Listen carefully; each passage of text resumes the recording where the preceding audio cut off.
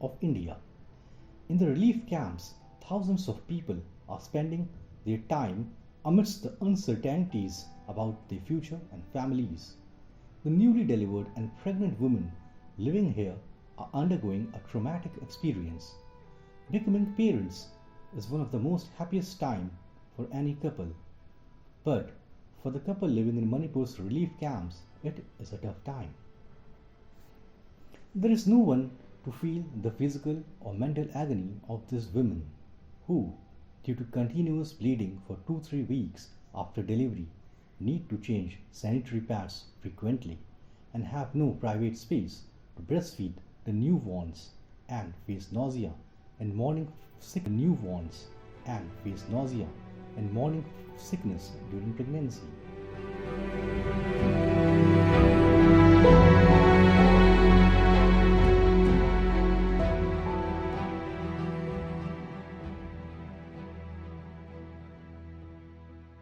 मणिपुर हिंसा के 3 महीने बीत चुके हैं।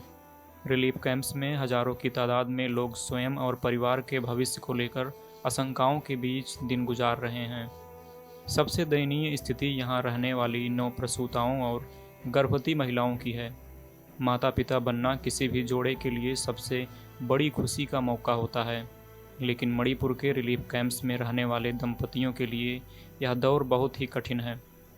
प्रसव के बाद 2-3 सप्ताह तक लगातार ब्लीडिंग के चलते बार बार सैनिटरी पैड बदलने की ज़रूरत, नवजातों को स्तनपान करवाने के लिए प्राइवेट स्पेस नहीं होना, गर्भकाल में मन मिचलाने और मॉर्निंग सिकनेस का सामना करती इन महिलाओं की ना तो कोई शारीरिक पीड़ा समझने वाला है, ना ही इनकी मानसिक वेदना का कोई था ले पा रहा है। गर्भवती महिला के लिए सबसे बड़ा संबल उसका पति होता है, लेकिन इन रिलीफ कैंप्स में पति या पिता बनने की सुखद अनुभूति कर पाना बहुत ही मुश्किल है। इन्हें चिंता है अगर आज कुछ काम नहीं मिला तो पत्नी की दवाई, बच्चे का डायपर, दूध और बिस्किट कैसे ला पाएंगे। आईबी रोड जिला अस्पताल चूरा चांदपुर के पास यंग वाइफे एसोसिएशन की ओर से एक पुराने स्कूल के भवन में बनाए गए रिलीफ कैंप के वॉलंटियर जेरी ने द मुकनायक को बताया कि हिंसा की घटना के बाद पूरे चूरा चांदपुर ज़िले में लगभग 100 से ज़्यादा रिलीफ कैंप बनाए गए हैं। जेरी दिल्ली के सेलेक्ट सिटी मॉल में काम करते हैं और इस साल मार्च में अपने घर आए थे। उसके बाद हिंसा की घटना हो गई, फिर वह पुनः काम पर वापस नहीं लौट पाए। 33 वर्षीय लामवाह तोउथांग थोड़ी असहज हैं। बच्चे को फीड कराना है, लेकिन जाएं कहाँ। लामवाह बच्चे को थपकियां देते हुए इधर उधर घूमती हैं। उसकी नज़रें एक शांत कोने की खोज में हैं। एक रूम में आखिर उसे एक छोटा सा कोना दिख गया जहाँ ज़्यादा लोग नहीं हैं। सकचाती हुई लामवाह वह कोना पकड़ लेती हैं। अपने 2 माह के बिलखते नवजात को आंचल में छिपाकर उसको स्तनपान करवाती हैं। रिलीफ कैंप में रहने वाली लामवाह तोउथांग जिस दिन रिलीफ कैंप में आई, उसके दूसरे दिन 31 मार्च को उसने एक बच्ची को जन्म दिया था। बच्ची अब 2 माह की हो चुकी है। मई में शुरू हुए हिंसा में लामवाह का घर जला दिया गया था। उस समय लामवाह का प्रसव नज़दीक था। किसी तरह वह अपने पेट में पल रहे बच्चे और पति के साथ जान बचाकर भागी थी। जंगलों के रास्ते होते हुए वह 1 महीने बाद इस रिलीफ कैंप में पहुंची। Pass through by land and we have to come.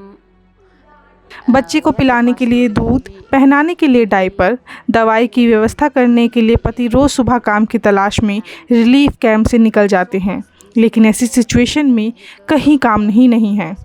Chandel ज़िले के ओतांग पोकपी गांव के पास हिंसा शुरू हो गई थी। लोगों को गोलियां मारकर उनके घर जला दिए जा रहे थे। यह देखकर हम लोगों ने भी जान बचाने के लिए अपना घर छोड़कर जंगल के रास्ते यहां तक पहुंचे हैं। कैंप में आने के दूसरे दिन चूड़ा चांदपुर जिला अस्पताल में बेटी पैदा हुई। जब घर से भागी तब हमारे पास एक भी कपड़ा नहीं था। बेटी के पैदा होने के बाद उसे साफ स्वच्छ कपड़े में रखने के लिए भी हमारे पास कपड़े नहीं थे। वह अब 2 महीने की हो गई है। उसे नहलाने के लिए पानी गर्म करने की व्यवस्था चाहिए, पहनाने के लिए कपड़े चाहिए, उसकी दवाई चाहिए, लेकिन पैसे नहीं हैं। जब से हिंसा शुरू हुई तब से पति के पास कोई काम भी नहीं है। बच्चे को क्या खिलाएंगे, क्या पहनाएंगे, कैसा भविष्य होगा, यहाँ बैठकर सोचते हुए मेरा बीपी लो हो जाता है। डॉक्टर को कई बार मैंने चेक कराया। बच्चा होने के बाद माँ को प्रोटीन युक्त भोजन चाहिए होता है, लेकिन मेरे पास कुछ भी नहीं है। इन मानसिक पीड़ाओं के लिए हमारे पास कोई उपाय नहीं है। हम सेंट्रल गवर्नमेंट से मांग करते हैं कि हमें सेपरेट एडमिनिस्ट्रेशन मिले ताकि हमें शांति मिले, हम अपनी सामान्य स्थिति में लौट सकें। This YVA, a small groups society took us in, and we reached here, and the next day itself, I was delivering my second child, baby girls, and at that place, I was having so much of discomfort with the baby here, because with so much of stress and mental problem, I was about to, because of so much struggle we have on the way there itself, and so much how to say it, with the situation we are in with the Metis people, so I was thinking so many of negative things where we were thinking so much, because will I be alive or dead?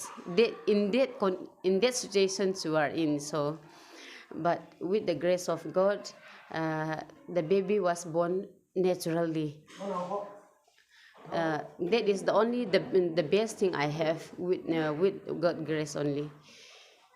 But after having the baby, I was struggling so much with the things, because we don't have a baby clothes, and we don't have whatever is needed by the baby things with the mothers, we don't have nothing, and we are not ready to, we are ready for the baby to for the baby after delivers, whatever the money is needed for the medical things, but all those things will all live in the homes, because the house, whatever the house we have for the baby, and the money is will burn down in our village itself, and we don't have nothing, just only ourselves, and with the single cloth we reach here, that is the only things we have with us. So we have, I was about to have a mental problems, how will I shower my baby with the soap and with the tubs and the clothes to wear and everything. We so many. I'm struggling so much with all these things, but by the grace of God, this YVA people help us a lot in so many ways, and they don't have even. They are not supported by the government, but only within them. Only some of the good Samaritans help them, like that only. So.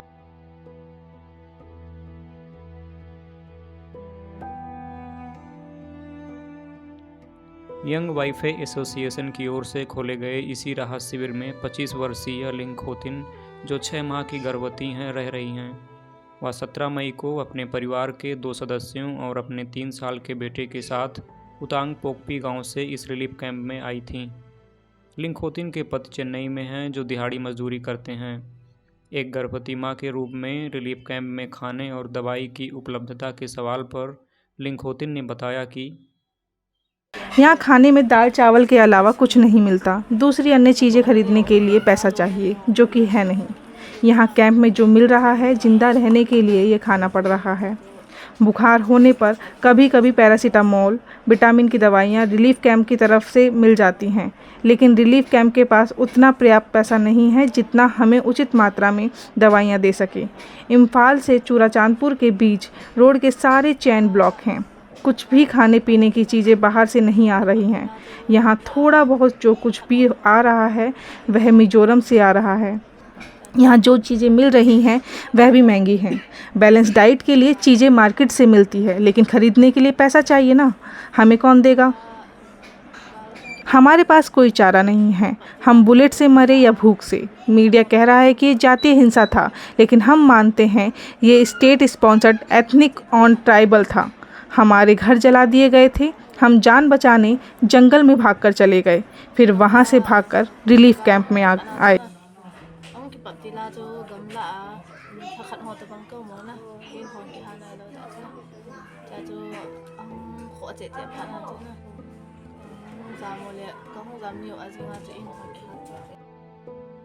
Churachandpur जिले में स्थित एक अन्य relief camp में the Mooknayak ने पड़ताल की। जिले में स्थित रेंकाई सबसे अधिक आबादी वाले शहरों में से एक है। यहाँ एक हाई स्कूल परिसर को रेंकाई रिलीफ कैंप में तब्दील कर दिया गया है। इस रिलीफ कैंप में कुल 191 पीड़ित पुरुष और 187 पीड़ित महिलाओं सहित 378 शरणार्थियों की संख्या है। इसमें कुल 72 पीड़ित परिवार शामिल हैं जो हिंसा के बाद अलग अलग जगहों से भागकर यहाँ पहुँचे हैं। इसके अलावा राहत शिविर में 17 साल से ऊपर के 99 लड़के और 87 लड़कियां हैं और 5 साल से ऊपर के 30 बच्चे और 27 बच्चियां हैं। चूराचांदपुर जिले में रिलीफ कैंपों की पड़ताल में दवाओं की अनुपलब्धता, राशन की कमी से जूझते रिलीफ कैंपों पर सरकारी तैयारियों की जानकारी के लिए हमने चूराचांदपुर डिप्टी कमिश्नर धारुण कुमार से मुलाकात की। उन्होंने हमें बताया कि लोगों को तरह तरह की स्वास्थ्य समस्याएं होती हैं। इसमें हो सकता है कभी किसी स्वास्थ्य समस्या की दवा ना रही हो। उन्होंने कहा कि राहत शिविरों में पर्याप्त राशन सामग्रियों को भेजने की व्यवस्था बनाई गई है।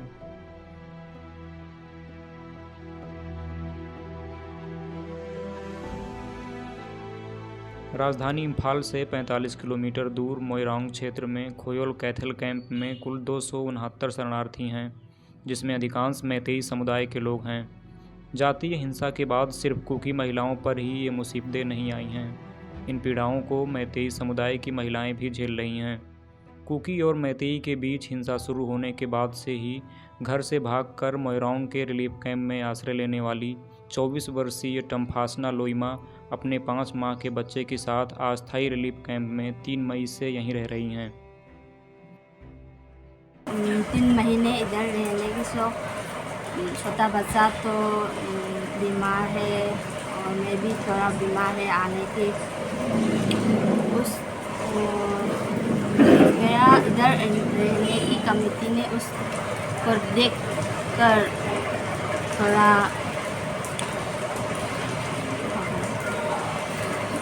उस लोगों ने देखा है उसको, क्योंकि लोग ने हम को हमला किया, उसको भागे तो आया है इधर। उस कमेटी ने इधर रहने के तो आने के इधर बताया है।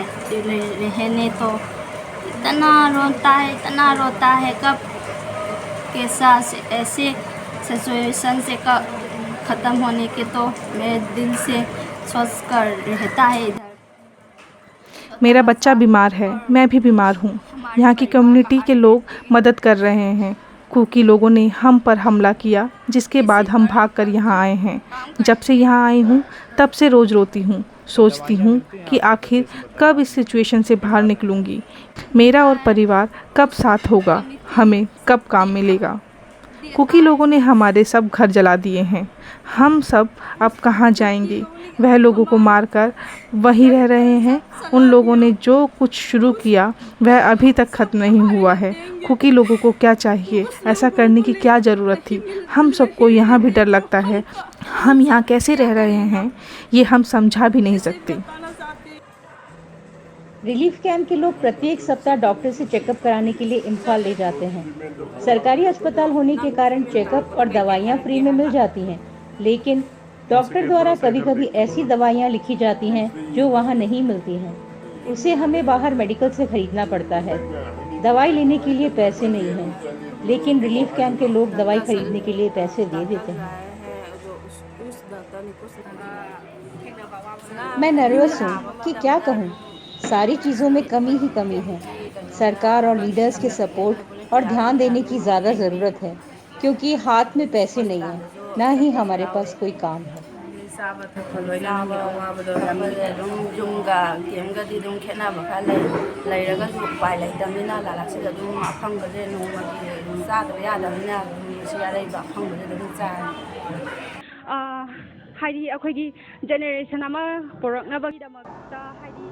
अभी हम लोगों का घर जला दिया गया है। रिलीफ कैंप में हमारे साथ छोटे छोटे बच्चे हैं। हम कहाँ जाएंगे? हम लोगों की क्या गलती थी जो कुकी लोगों ने हम पर हमले किए, हमारे घर जला दिए। अगर एक चोर चोरी करता है तो कुछ ही सामान जाता है, लेकिन अगर आपका घर जल गया तो सब कुछ चला जाता है। हमारे परिवार में कई लोग हैं, लेकिन इस समय हमारी माँ कहीं और है, हमारे पिता कहीं और है। पूरा परिवार अलग अलग रिलीफ कैंपों में बिखरा हुआ है। एक दूसरे के दुख तकलीफ़ों को हम देख नहीं सकते। इस पर ध्यान दिया जाना चाहिए। अभी जो गर्भवती महिलाएं यहाँ हैं, उनके प्रसव के लिए कोई व्यवस्था नहीं है। जिन परिस्थिति में, जिन मुसीबतों में गर्भवती माँ महसूस कर रही है, झेल रही है, जो सीमित खान पान की व्यवस्थाएं हैं, उसका सीधा असर उसके बच्चे पर पड़ेगा। कोंजेंगबम के एक मैतेई रिलीफ कैंप में 350 पीड़ितों की संख्या है। हाल ही में यहाँ के कुछ पीड़ितों को किसी अन्य रिलीफ कैंप में ले जाया गया है। रिलीफ कैंप में 33 वर्षीय शांति 4 माह की गर्भवती हैं। यह पूछे जाने पर कि क्या उन्हें एक गर्भवती महिला के रूप में वह सारी स्वास्थ्य सुविधाएं, दवाइयां, पौष्टिक आहार मिलते हैं जो एक सामान्य गर्भवती महिलाओं को अनिवार्य रूप से मिलने चाहिए, वह बताती हैं कि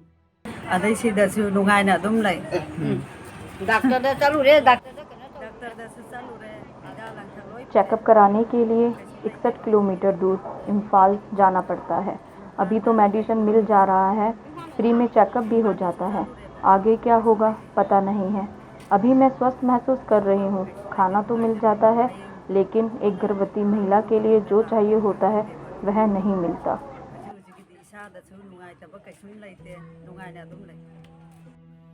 जब दामुक नाइक की टीम कोंजेंगबम कम्युनिटी हॉल पहुंची तब वहां लगभग दर्जन भर महिलाओं और बच्चियों को महिला श्रृंगार की चीज़ें तैयार करने के लिए किसी संगठन द्वारा प्रशिक्षण दिया जा रहा था।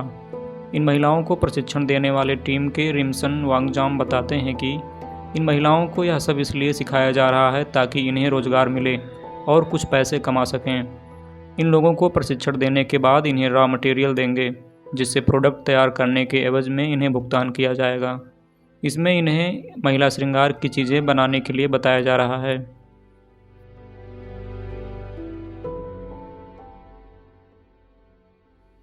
कोंजेंगबम कम्युनिटी हॉल के ठीक सामने प्लास्टिक के बोरे से एक अस्थायी ओट बना दिया गया है। इसका उपयोग रिलीफ कैंप की महिलाएं स्नान करने, कपड़े बदलने में करती हैं। हालांकि महिलाओं की सुरक्षा, गोपनीयता के लिहाज से यह पर्याप्त नहीं था, खासकर तब जब महिलाओं की संख्या काफ़ी अधिक है। इसके अलावा शौच की कोई भी व्यवस्था दिखाई नहीं दी। अस्थायी रूप से बनाए गए कोंजेंगबम कम्युनिटी हॉल के पास पीने के लिए, कपड़े धोने के लिए सिर्फ एक तालाब है, जिसमें से रिलीफ कैंप की महिलाएं अपने कपड़े धोने के लिए जल का उपयोग करती हैं। वैसे पास में कोई हैंडपंप दिखाई नहीं दिया, जिससे यह समझा जाए कि इसका उपयोग स्वच्छ जल पीने के लिए किया जाता होगा। तालाब का अधिकांश हिस्सा गंदगी से भरा पड़ा था। सिर्फ एक किनारे पर लकड़ी का पाट बनाया गया था जो रिलीफ कैंप की महिलाओं को तालाब से पानी निकालने के काम आ रहा था।